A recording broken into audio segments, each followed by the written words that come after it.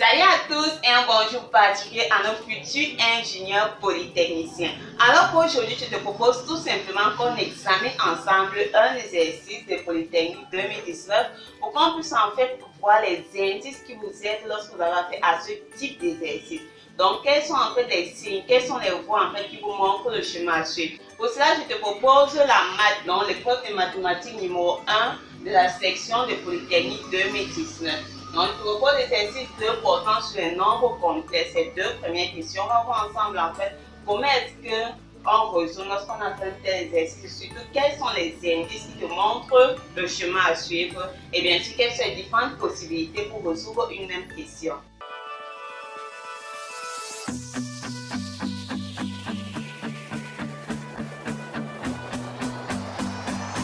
Alors, notre exercice est le suivant. On dit qu'on considère l'expression E qui est égale à 1 plus combinaison de 1 dans n cos x plus combinaison de 2 dans n cos 2x et ainsi de suite.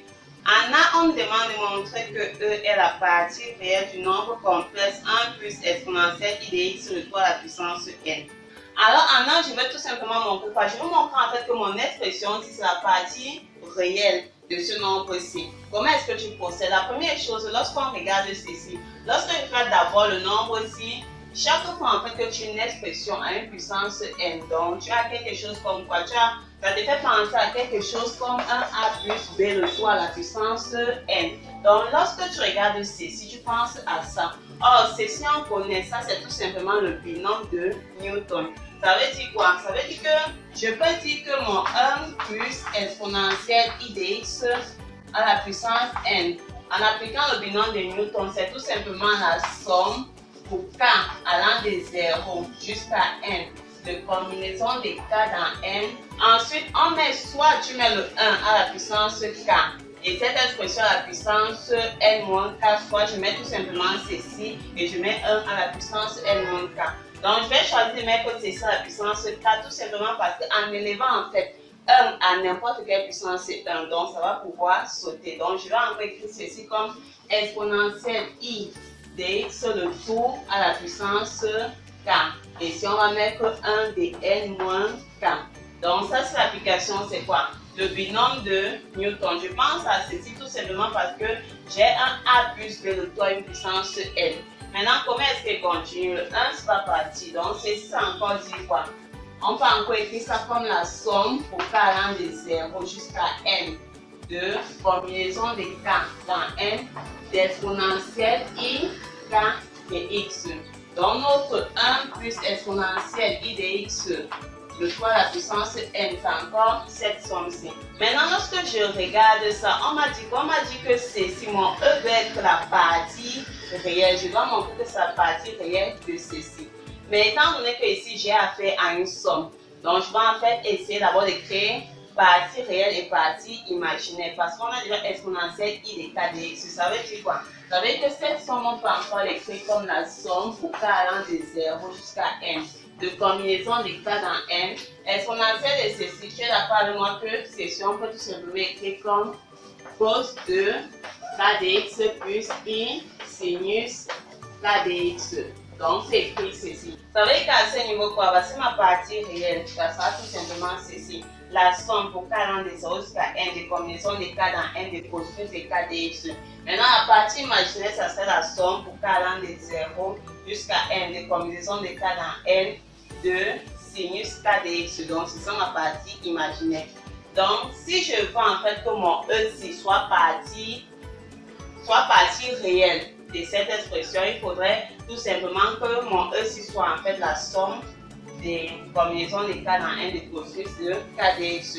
Alors, comment est-ce qu'on peut créer ça? Maintenant qu'on a pu écrire ceci d'une façon plus visible, plus simplifiée, on va maintenant s'intéresser à celui-ci. La première chose, lorsque tu regardes ça, tu es d'accord avec moi que lorsqu'il y a des plus, on pense directement à la somme. Donc, je vais penser à une somme. Maintenant, qu'est-ce qu'on sait d'autre? Si je regarde bien, on a 1 ici, on a 2, on a n, donc en fait c'est volume. Donc, le facteur variance à ce niveau, donc c'est combinaison de k dans n. Maintenant, ici on commence à 1. Donc, je peux mettre en fait 1 ici dehors, je commence à la somme pour k allant de 1. Mais je ne vais pas commencer pour faire égal à 1 parce que quand je regarde ici en haut, mon cas doit commencer à 0. Donc tu te poses la question de savoir comment est-ce qu'on peut faire en fait pour qu'on commence à 0. Je viens ici, je sais que j'ai 1, je pose la question comment est-ce qu'il n'est pas encore écrit 1. Tu es d'accord avec moi que lorsqu'on a 1, on peut écrire 1 comme combinaison de 0. Je fais écrire ce 1 dans n, je fais écrire cosinus 2. Alors ici on a combinaison de 0 dans n, on sait que combinaison de 0 dans n c'est 1. Maintenant ici, qu'est-ce que je remarque donc? Ici quand ceci égale à 1, on a 1 devant x, quand c'est 2, on a 2, quand c'est n, on a n.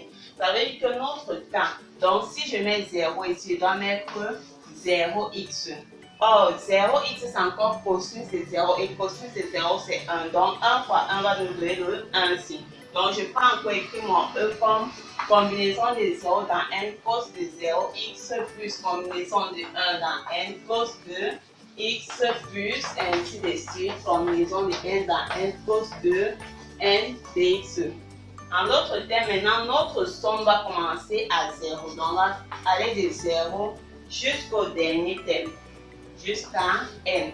Maintenant, qu'est-ce qu'on a? On a d'abord combinaison. Combinaison, ceci évolue, donc c'est combinaison de k dans n. On a cosinus. On a évolution à l'intérieur, donc cosinus de k de x. Donc voici en fait notre e. Et si on regarde l'identification, qu'est-ce qu'on a pu montrer? J'ai pu montrer que si j'ai pu montrer ceci, ça c'est combinaison. Donc développons ceci, c'est dire quoi? C'est dire que notre 1 plus i exponentielle i de x retour à la puissance n. En développant ça, c'est tout simplement la somme pour k allant de 0 jusqu'à n, de combinaison de k dans n cos kx plus i. La somme pour k allant de 0 jusqu'à n de combinaison de k dans n de sinus kx. Partie réelle. Or, ceci c'est encore notre e.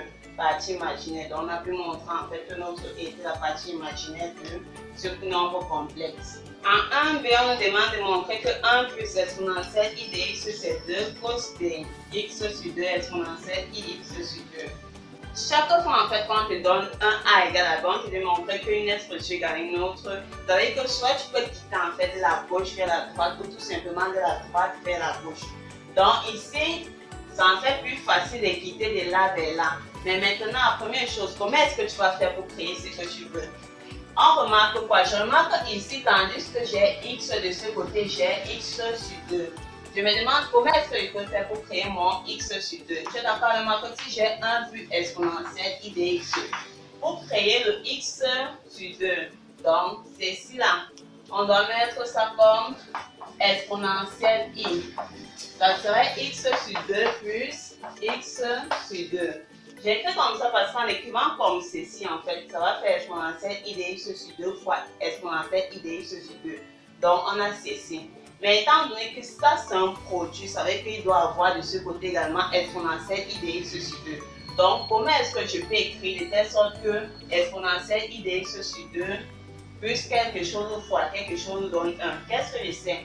Tout nombre élevé à une puissance 0 donne 1. Donc, si j'écris exponentielle i, je veux créer un x sur 2. J'écris x sur 2 moins x sur 2. Ceci, c'est 0. On est d'accord? Donc, on a exponentielle de 0 qui va bien nous donner 1. Maintenant, si on peut écrire comment? On peut écrire comme exponentielle i de x sur 2 fois exponentielle de moins i de x sur 2 plus exponentielle i de x sur 2 fois exponentielle i de x sur 2. Maintenant, qu'est-ce qu'on remarque? On a exponentielle i de x sur 2, exponentielle i de x sur 2. Donc, je peux factoriser exponentielle i de x sur 2, facteur d'exponentielle moins i de x sur 2, plus exponentielle i de x sur 2. Voici ce qu'on a. Or, ceci, on connaît. On ne va pas prendre temps pour développer. Donc, en développant, qu'est-ce qu'on obtient? On va obtenir ceci. Ça va tout simplement nous donner. Ceci va nous donner 2 cosinus de x sur 2. En d'autres termes, je peux encore écrire 2 cos x sur 2 exponentielle i de x sur 2. Et c'est ce qu'il fallait démontrer. Donc, le truc, c'est en fait de quoi? Choisir le chemin le plus facile. Donc, c'est mieux de quitter de là à là. essayez de créer ce qu'on vous demande. Tu as x sur 2. Comment est-ce qu'on peut quitter de x à x sur 2? Ainsi, on nous demande d'en déduire que e à la puissance n cos de x sur 2 à la puissance n cos de n de x sur 2. Ainsi, on nous demande d'en déduire que e c'est ceci. Alors, lorsqu'on te dit en déduire, on a que c'est utiliser les expressions qu'on établit précédemment. Donc, si tu utilises une autre méthode, c'est faux. Donc, qu'est-ce que c'est? Je sais déjà de e que e c'est la partie réelle de ce nombre-ci. Je sais que e c'est la partie réelle de 1 plus exponentielle i de x le tout à la puissance n. Qu'est-ce que je sais d'autre? J'ai pu écrire en fait l'expression qui est à l'intérieur, c'est la forme de cos de x sur 2, cos de x sur 2 exponentielle i de x sur 2. Donc, je peux mettre le tout à la puissance n. Donc, ceci, ça serait 2 à la puissance n cos de x sur 2, le tout à la puissance n exponentielle i de x sur 2, le tout à la puissance n. Donc, ça sera encore dit quoi? Ça serait tout simplement dit que 2 à la puissance n cos x sur 2, le tout à la puissance n exponentielle i de n de x le tout sur 2. Alors, à ce niveau, on va conjuguer pour déterminer la partie réelle, donc pour déterminer E. Donc, ici, qu'est-ce qu'on a? 2 à la puissance n cos de x sur 2, le tout à la puissance n. Ceci, on peut écrire tout simplement comme cos de n de x sur 2 plus i sinus de n de x sur 2. En d'autres termes, ça veut dire que notre partie réelle, ça serait tout simplement ceci. Alors, on va donc conclure que notre E, qu'est-ce que je sais? La première chose que je fais, c'est quoi? Je sais que E, c'est la partie réelle de cette expression-ci. Ça, c'est 1A, on a montré ça en 1A. Maintenant, qu'est-ce que je sais d'autre? Je sais que je peux écrire ce qui est à l'intérieur comme ceci, et ça, je l'ai montré en 1B. Donc, lors de la rédaction, vous devez préciser qu'en fait, d'après la question 1A, E, c'est la partie réelle de cette expression. Si d'après la question 1B, ceci égale à ceci. Donc, on peut donc conclure que E, ça sera tout simplement 2 à la puissance n cos de x sur 2, le tout à la puissance n cos de n de x sur 2. À la question 2, on dit soit z un nombre complexe, déterminer le lieu géométrique du plan complexe tel que les points d'affix z, i de z et i soient alignés. Alors ici on a 3 points. La première chose qu'on va faire, on va définir nos points. Prenons par exemple n. Le point d'affixe z, on va prendre un a, le point d'affixe i de z, et on va prendre un b, le point d'affixe i. Alors lorsqu'on te demande les lieux géométriques, en fait c'est d'examiner la situation terre à terre. Qu'est-ce que tu sais? Lorsqu'on me dit 3 points alignés, je vois en fait cela comment. Voici mes points. Je peux prendre par exemple comme ceci. Tout ce que je sais, c'est que mes points sont alignés. Ils sont sur même droit. Je peux mettre M ici. Je mets mon A, je mets mon B. Donc voilà mes 3 points alignés. Maintenant, lorsque tu as 3 points alignés, la question que tu te demandes, c'est quelle information ça nous donne? Qu'est-ce que ça te donne comme information? Donc, qu'est-ce qu'on peut avoir ici? Je peux avoir en fait la mesure de l'angle. Je vais prendre BM, BA. Sera congru à 0 modulo 2pi. Soit c'est un angle nu, soit c'est l'angle plat. Il n'y a pas d'autre cas possible. En d'autres termes, on pourrait dire que le vecteur BM est relié au vecteur BA. Donc pour faire ceci, je vois directement deux méthodes. La première méthode, c'est quoi? Quand on a 3 points alignés, en utilisant les nombres complexes, ça serait dire par exemple qu'il faudrait montrer tout simplement que Z, donc disons Z de M moins Z de B sur Z de A moins Z de B. Donc, soit en fait, je montre que ce rapport est réel. Donc, montrer que ce rapport est réel, c'est le calculer et regarder la partie imaginaire. Pour qu'un nombre complexe soit réel, il faut absolument que sa partie imaginaire soit égale à 0. Donc, on va résoudre en fait l'équation partie imaginaire égale à 0. Mais ça va nous donner notre résultat. Ou tout simplement, tu prends une autre méthode. Une méthode de troisième très simple. Lorsqu'on parlait de l'équation cartésienne des droites, en fait, c'est qu'on a ici. Donc, qu'est-ce que je sais? Je sais que si j'ai 3 points alignés, c'est un peu dire que le vecteur en fait BM est relié au vecteur BA, dont le déterminant égale à 0. Alors, rédiger ça, c'est quoi? Je sais que dans tous les cas, le vecteur ici là, et le vecteur BA sont collinéaires. Et si j'ai deux vecteurs collinéaires, en troisième, on m'a dit que deux vecteurs collinéaires, on aura tout simplement le déterminant BM, BA égale 0. Alors, je choisis la méthode ci tout simplement parce qu'elle est plus courte et plus rapide. Tandis que celle-là sera en fait plus longue. Donc, vous pouvez essayer, vous allez voir. Donc, ce qu'elle va faire, c'est quoi? Calculons les coordonnées de BM. Lorsque je dis BM, on est d'accord que si on a saisi, ça encore dit que M. Un Z de date fixe, donc on va prendre Z égale à X plus I de Y. Donc, M a pour coordonnées X, Y. Alors, A aura pour coordonnées, le I va multiplier Z, donc entrée ici on aura I de X moins Y, donc on a moins Y, ici on a X. Et B a pour coordonnées 0, 1. Alors, le vecteur ici aura tout simplement pour coordonnées abscisse, donc on a X moins abscisse de B, donc moins 0, ensuite Y moins 1. Celui-ci, le vecteur BA aura pour coordonnées, on va prendre abscisse de A, c'est moins Y, moins 0 et ensuite X moins 1. Donc voilà nos coordonnées. Donc si je dis déterminer égal à 0, ça serait tout simplement dire que X sur Y moins 1 et si on a moins Y sur X moins 1 égale 0. Donc c'est dit ça fois ça. Donc on a X facteur de X moins 1 moins. Donc moins fois moins, on a plus Y facteur de Y moins 1 égale 0. Alors on va continuer. Ceci veut dire quoi? Ça veut dire qu'on a X au carré moins X plus Y au carré moins Y qui est égal à 0.